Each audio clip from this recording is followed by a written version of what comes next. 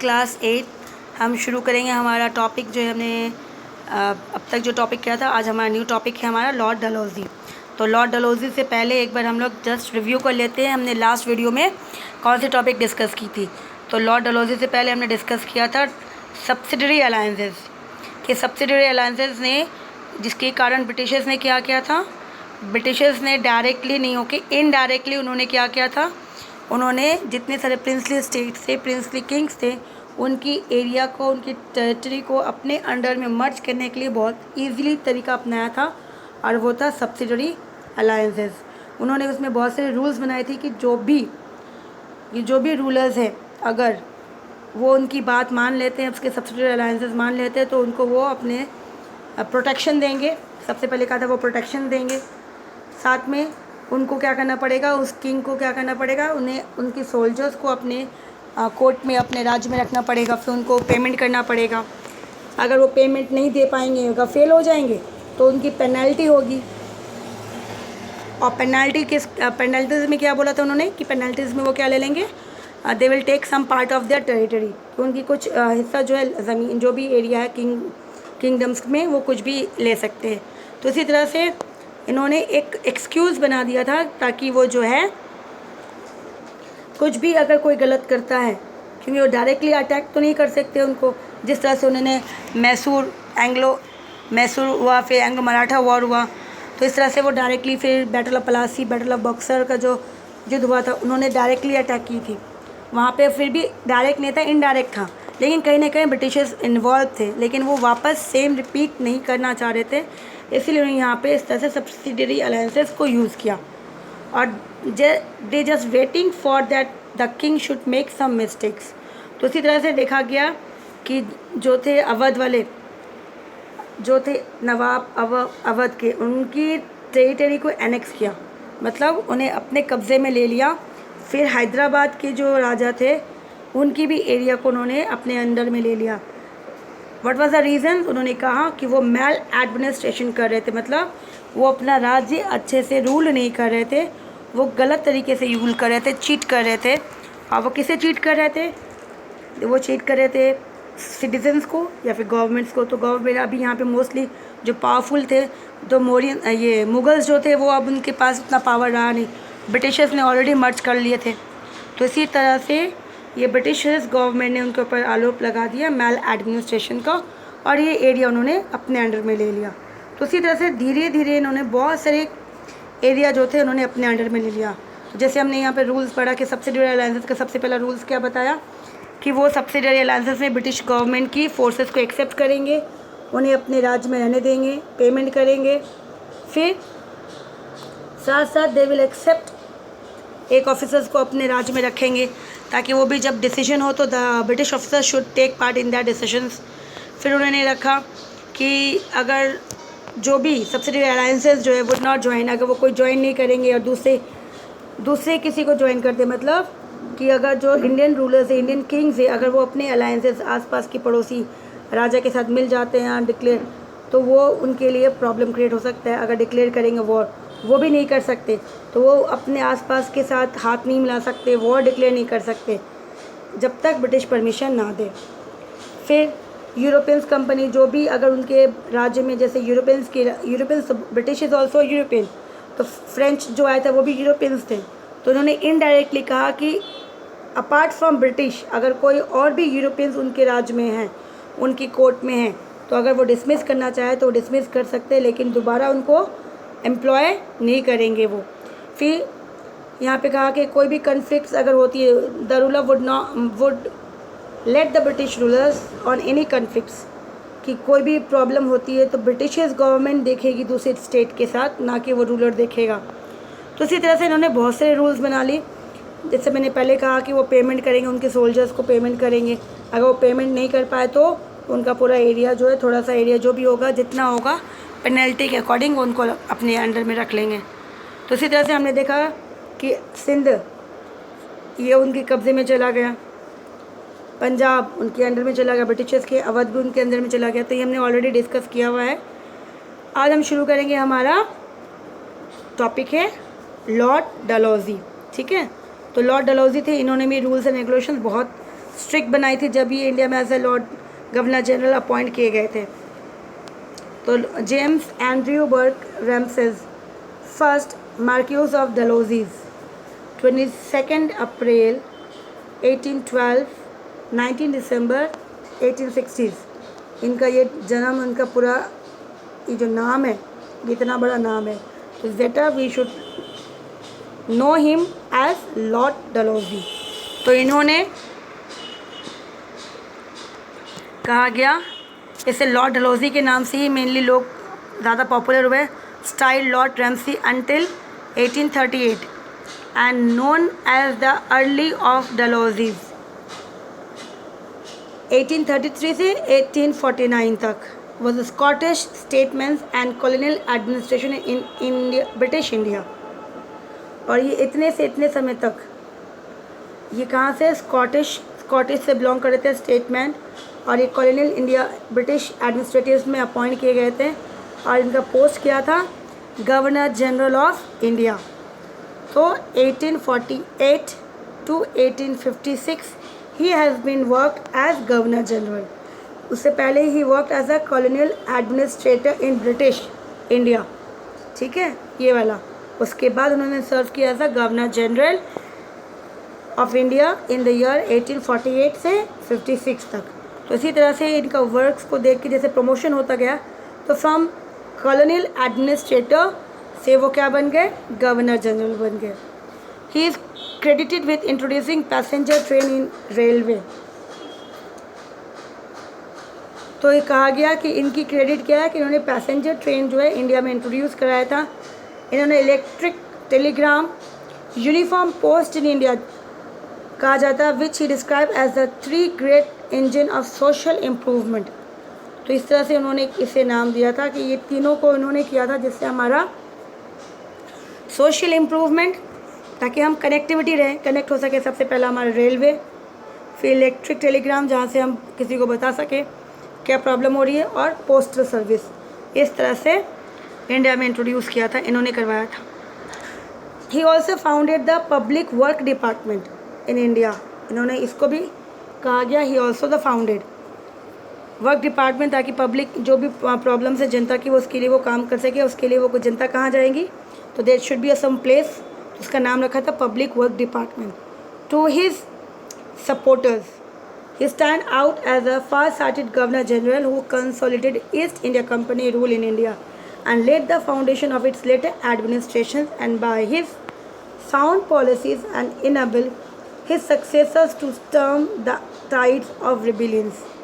तो कहा गया कि इन्होंने क्या किया, एक तो अच्छा काम तो किया, चलो कुछ इम्प्रूवमेंट हुई इंडिया के अंदर, लेकिन इसकी जो सपोर्टर्स थे, उसकी जो दूरदर्शी थी, जिसके कारण इन्होंने एज अ एडमिनिस्ट्रेटर से क्या बने? गवर्नर जनरल बने, और उन्होंने रूल किया फिर बाद में, और उसको और अच्छा रूल करने की कोशिश की जिस तरह से वो पहले कर रहे थे। लेकिन उसकी जो पॉलिसीज़ थी अच्छी, साउंड पॉलिसीज़, मतलब अच्छा पॉलिसी था उनका जो भी। लेकिन इनेबल हिज सक्सेसर, जो भी इसके बाद आए, ताकि इसको क्या हुआ, इसकी बात जो भी आए, लेकिन उसको क्या देखना पड़ा? To storm to the tide of rebellions.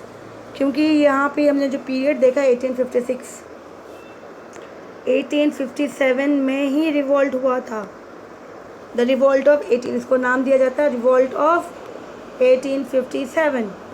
तो इसी तरह से इसके कारण इसके बाद जो आए successor as a governor general, उन्हें किस बात पे उनकी प्रॉब्लम हुई? They have to witness the rebellions. उन्हें जो विद्रोह किया लोगों ने, कौन से लोग? इंडियंस ने, उनके खिलाफ, क्योंकि उन्होंने जो भी रूल्स एंड रेगुलेशन बनाए थे वो सिर्फ़ और सिर्फ अपने फ़ायदे के लिए, डायरेक्टली इनडायरेक्टली उन्हीं का फ़ायदा था। और इंडिया में जो हम लोग इंडियंस थे, उन्हें उसमें से ज़्यादा इंटरेस्ट उतना नहीं, थोड़ा बहुत। क्योंकि सोच लो यहाँ पे जो ट्रैवलिंग का अगर हम देखते हैं कि वहाँ पे इन्होंने क्या किया, पैसेंजर ट्रेन, तो ईज़िली जो लोग उनके लिए काम करते वो टाइमली उनके पास पहुँचे। इलेक्ट्रिक टेलीग्राफ, अगर उनको किसी को इन्फॉर्म करना हो तो ईज़िली वो इन्फॉर्म कर सकेंगे। पोस्टल से वो अपने देश में कुछ भेजना चाहें, तो इसी तरह से ये कहीं ना कहीं उनके लिए ज़्यादा बेनिफिट था कंपेयर टू इंडिया, ठीक है। फिर आता है his period of rule in India directly preceded the transformation into Victorian Raj period of Indian administrations. तो कहा जाता है इसके पीरियड के बाद, इस पीरियड के बाद, क्योंकि 1857 के बाद 56 तक उन्होंने रूल किया, 57 के बाद ईस्ट इंडिया कंपनी का रूल ख़त्म होता है। ईस्ट इंडिया कंपनी का रूल ख़त्म होता है और डायरेक्टली किसका रूल शुरू हो जाता है? विक्टोरियन राज, क्योंकि क्वीन विक्टोरिया ने प्रोक्लेम करके उन्होंने इंडिया पे डायरेक्टली रूल करने के लिए ऑर्डर क्लियर कर दिया कि वो डायरेक्टली रूल करेंगे। क्यों? क्योंकि वो ईस्ट इंडिया कंपनी जो थे, ईस्ट इंडिया कंपनी जो थे वो ब्रिटिश रूल से परमिशन लेके इंडिया आए थे।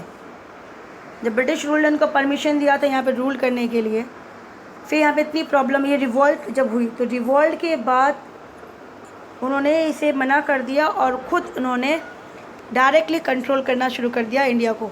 ठीक है, तो इसीलिए कहा गया ट्रांसफॉर्मेशन देखा गया, चेंजेस।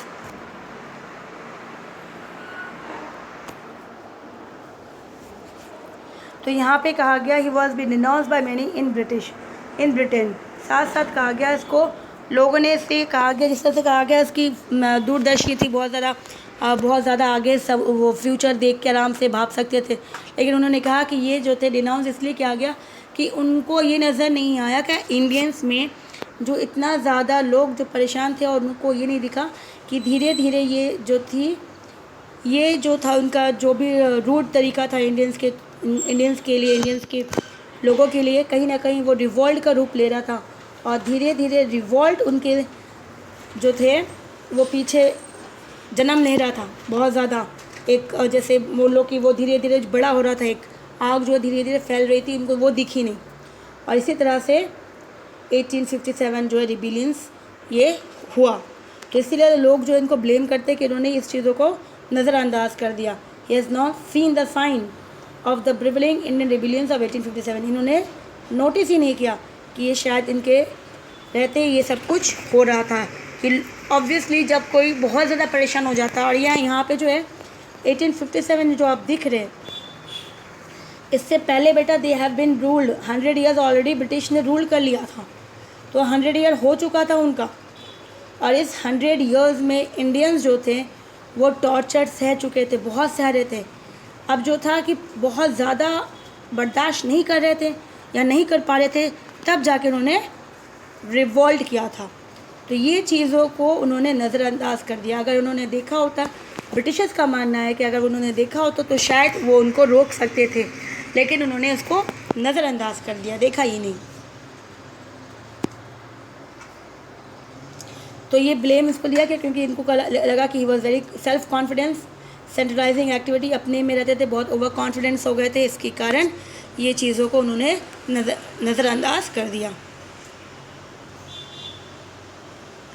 तो सबसे ज़्यादा जो रिफॉर्म्स इन्होंने बनाई थी, डलहौज़ी ने बनाई थी, जो सबसे ज़्यादा प्रॉब्लम किया इन लोगों को, वो था डॉक्ट्रिन ऑफ लैप्स। तो डॉक्ट्रिन ऑफ लैप्स जो था ये सबसे ज़्यादा था, क्या कहा गया था, ये टेंटेड, मतलब कि जैसे बोलते हैं घी में आग को बुझाने के लिए बोला जाता है तो लोग पानी डालते हैं, तो इन्होंने कहा कि इन्होंने आग में पानी नहीं देके घी डाल दिया। क्यों? घी का काम किसने किया? ये वाला रूल्स, डॉक्ट्रिन ऑफ लैप्स, ये रूल्स जो है घी का काम किया उस आग में, मतलब उस रिवोल्ट के अंदर। रिबिलियंस जो थे वो तो पहले से ही अंदर से गुस्सा में थे कि मुझे अब बहुत हो गया, मुझे अब लड़ना है इनसे। तो उसी तरह से जब ये रूल्स बनी तो बनते ही रिवोल्ट जो था, सोचो उनको एक रास्ता मिल गया हो, और इस तरह से उन्होंने रिवोल्ट शुरू कर दी। तो what is doctrine of lapse? इसका मतलब क्या है? सबसे पहले इन्होंने डॉक्ट्रिन ऑफ लैप्स जो है पॉलिसी बनाई गई, ऑफन इलीगल टू, जिसको इलीगल के नाम से भी, means possible to assume control over lapse states. जिस स्टेट को वो उन्होंने सब्सिडरी अलायंसेस के कारण नहीं पकड़ सके, क्योंकि बहुत से स्टेट्स ने सब्सिडरी अलायंस को एक्सेप्ट कर लिया और वो ब्रिटिश राज के अंदर चले गए। लेकिन जो नहीं कर पाए, जो नहीं गए उनके साथ, तो उनके लिए क्या किया उन्होंने? तो उन्होंने इसके लिए एक रूल्स बना दी, और क्या था कि इसके अंदर ब्रिटेन एनेक्स, मतलब वो कब्ज़ा कर सकते हैं एनी नॉन ब्रिटेन स्टेट्स, जो ब्रिटिशर्स के अंडर में स्टेट नहीं है, वो स्टेट को ब्रिटिश कभी भी एनेक्स कर सकती है अगर वहाँ पर कोई भी एक प्रॉपर मेल लिनियर नहीं है। लिनियर हेयर मतलब कि उनका खुद का अपना बेटा नहीं है, अपना राजा, मतलब वहाँ पर जो राजा है, अब उनके मरने के बाद उनका बेटा बनेगा राजा, लेकिन उनका खुद का कोई अपना बेटा नहीं है। अगर उन्होंने किसी को अडॉप्ट किया है तो वो राज्य डायरेक्ट किसके अंदर चला जाएगा, ब्रिटिशर्स के अंदर चला जाएगा। तो ये कारण था डॉक्ट्रिन ऑफ लैप्स का, जिसके कारण बहुत सारे स्टेट, जैसे एग्जांपल ले लो रानी लक्ष्मीबाई का भी उनका खुद का पुत्र नहीं था, उन्होंने अडॉप्ट किया था। तो रानी लक्ष्मीबाई ने इनके लिए रिवोल्ट किया था। मराठा में तात्या तोप ने, नाना साहेब ने, इस तरह से लोगों ने, अलग अलग रूलर्स जो थे, they have been revolted because these rulers they don't have any their own child, they have adopted the child from their family. तो इसी तरह से अप्लाइड हुआ ईस्ट इंडिया कंपनी ने एंड इंडिया में, लेकिन बाद में 18 रिवॉल्ट के बाद इसको बंद कर दिया गया। ठीक है, मैनी इंडियन स्टेट्स वे एनेक्स, बहुत सारे इंडियन स्टेट जो थे एनेक्स कर लिए गए, कब्ज़ा ले लिया गया। इसके according any Indian princely states जो भी होगा under the subsidiary of the British India company,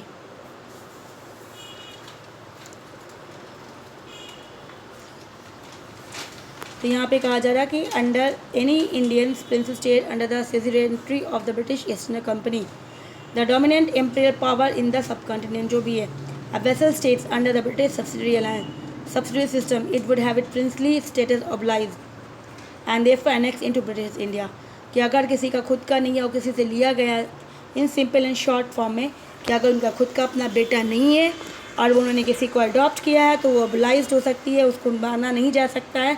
ऐसा राज्य जो है वो ब्रिटिश गवर्नमेंट अपने अंडर में ले लेगी। If the ruler were either manifestly incompetent और died without any male heir, या फिर वो राजा मर गया हो या फिर उसने किसी को राजा बना दिया गया है, लेकिन फिर भी वो उनका खुद का पुत्र नहीं है, तो वो भी राज्य वो उसके अंडर चला जाएगा। तो इसी तरह से इन्होंने इस तरह से ये रूल बनाई। The letters supplanted the long establishment right of an Indian sovereign without here to choose a successor.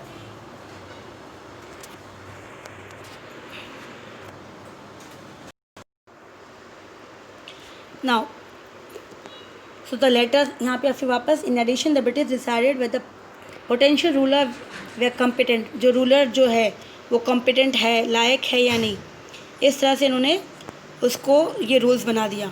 The doctrine and application widely regarded by millions, जो डॉक्ट्रिन ऑफ लैप्स जो भी बनाया गया, इसकी एप्लीकेशन किस तरह से उन्होंने अप्लाई किया, तो ये सभी को जितने सारे इंडियंस थे, रूलर्स थे, उसने उनको क्या बताया, as a illegitimate means illegal, जहाँ पे मतलब ये रूल जो है वो सही नहीं है, वो गलत रूल्स है, ऐसा नहीं होना चाहिए। तो डॉक्ट्रिन लॉर्ड डलहौजी जब गवर्नर जनरल नहीं बने थे, उससे पहले उन्होंने ये रूल्स बनाए थे, जब वो एज अ एडमिनिस्ट्रेटर, ऐसा काउंसिल ऑफ एडमिनिस्ट्रेटर काम करते थे इंडियन में। लेकिन उनसे पहले ही, तो यहाँ पे सोच लो कि जब वो गवर्नर जनरल नहीं बने थे, एज अ एडमिनिस्ट्रेटर ही रूल कर रहे थे, उससे पहले ही उन्होंने ये रूल्स पास आउट, ये पॉलिसी बनाई थी इंडियंस ब्रिटिश गवर्नमेंट के लिए।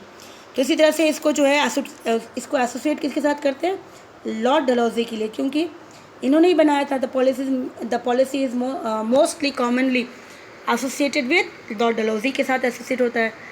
तो जागा है who was the governor general of east India company in between, जो 1848 एंड 56 तक एज अ गवर्नर जनरल थे।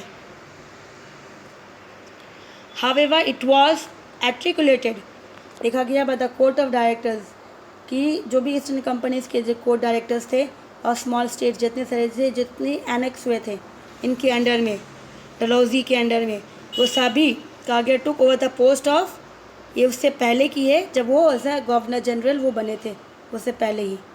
ठीक है, तो हमने क्या देखा उनसे अभी, कि जब वो as a administrative council administrative थे तभी उन्होंने ये रूल्स बनाए थे, और उसके पहले ही उन्होंने बहुत सारे इसके रूल्स के अकॉर्डिंग उन्होंने बहुत सारी स्टेट्स को एनेक्स कर लिया था। ठीक है, उसके बाद जब वो एज अ गवर्नर जनरल बने तो जो पॉलिसी थी वो ज़्यादा और ज़्यादा एक्सटेंड ज़्यादा फैलने लगी, और इस तरह से और बहुत सारे स्टेट जो थे उनके अंडर में एनेक्स हो गए। जैसे कौन कौन से स्टेट एनेक्स हुए, कौन कौन सी उनके, सतारा, जातपुर, संबलपुर, उदयपुर, नागपुर। इस तरह से इस रूल्स के कारण इन सभी राज्यों की, इन सभी राजा के जो राज्य थी, किंगडम जो था वो टोटली एनेक्स हो गया था due to doctrine of lapse के कारण। तो ये देखो कितने सारे स्टेट्स हैं यहाँ पर, ये सारे जो स्टेट्स हैं ये सारा है यहाँ पर। जिस तरह से उन्होंने ये सभी एरिया को उन्होंने एनेक्स किया था under doctrine of lapse care. कहा जाता है डॉक्ट्रिन ऑफ लैप्स जो थे डलहौजी ने अप्लाई किया था डॉक्ट्रिन ऑफ लैप्स विगोरसली। इस तरह से कुछ सोचा समझा नहीं, बस इसको अप्लाई करना था। उन्हें लगा कि ब्रिटिश इंडिया का जो ईस्ट इंडिया कंपनी है वो खुश हो जाएंगे और इस तरह से इनका नाम जो है बहुत ज़्यादा अच्छा रहेगा, पीपल्स जो इनको याद रखेंगे, क्योंकि उन्होंने बहुत सारे एरिया जो था आराम से एक पॉलिसी के कारण, एक रूल्स के कारण उसे आराम से कब्ज़ा कर लिया। तो इसी तरह से इन्होंने शुरुआत की थी, इसके बारे में सोचा नहीं था। But the policy was not solely his invention, लेकिन पूरी की पूरी इसकी आइडिया नहीं थी। कहा जाता है the court of director of the east India company had articulated this early in 1834 as per this policy। तो कहा जाता है कि ये जो सोच पूरी इसकी नहीं थी, उससे पहले ही द कोर्ट ऑफ डायरेक्टर जो था, मतलब ईस्ट इंडिया कंपनी का जो कंपनी थी उसके जो डायरेक्टर्स थे, ये ऑलरेडी उनके दिमाग में ऑलरेडी ये आ चुका था और उसे जो है बाद में डलहौजी ने इसको अच्छे से करके इन्वेंट करके उसे एप्लीकेबल करवाया था।